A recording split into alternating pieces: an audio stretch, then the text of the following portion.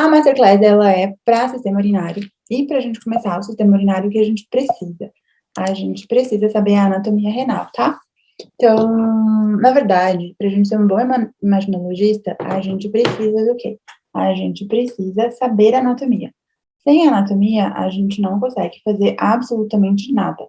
Então, a gente precisa lembrar como que é esse rim. Então, a gente tem a córtex, que é a parte mais externa, que é onde tem parênquima mesmo, onde a gente daí sim tem os néfrons. A gente depois tem a medular, que a gente daí vai ter o quê? Vai ter conteúdo líquido, então ela é hipoecoica, e a gente tem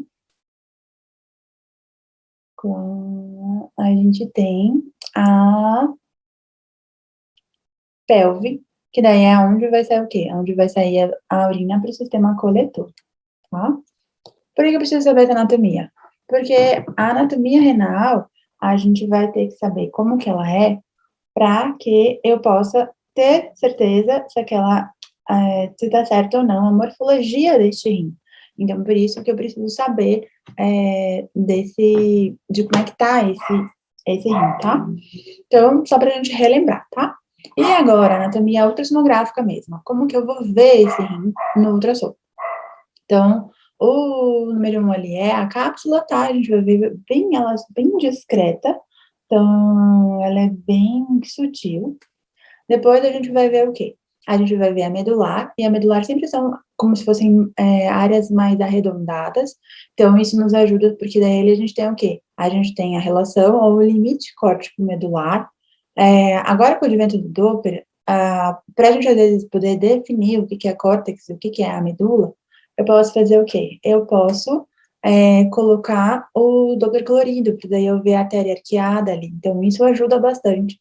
Então, tem um trabalho novo que fala como é que eu meço essa córtex, como é que eu meço essa medula no gato, né? Então, o que eles recomendam? Fazer o corte transversal, que é a foto do ladinho ali, e daí eu vou medir a cortical vendo a artéria. Então, isso é uma coisa interessante. Então, essa é uma nova forma de você avaliar essa córtex e até para saber se tem alguma alteração acontecendo. Então, porque às vezes a gente vai ter dificuldade, principalmente em pacientes renais, que a gente perde essa arquitetura, a gente perde essa definição, a gente fica, onde é que tá? Então, a gente pode utilizar o Doppler para poder ver essas artérias, para ver essa divisão, tá?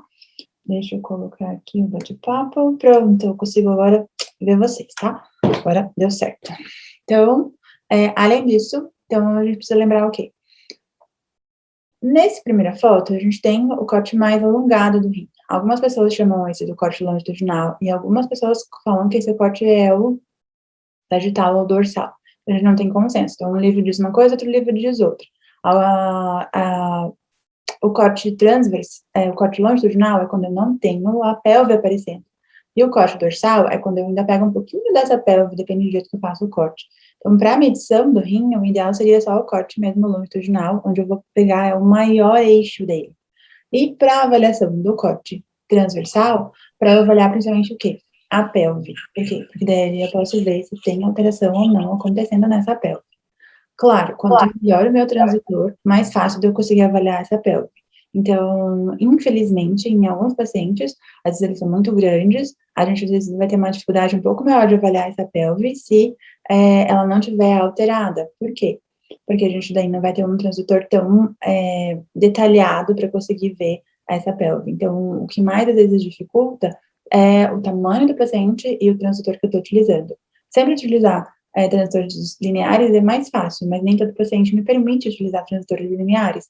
Então, a gente às vezes pode ter um pouco de dificuldade, tá? Se vocês perceberem, a foto do corte transversal é um transitor linear, então você vai ver que ele tem muito mais definição de imagem do que o outro.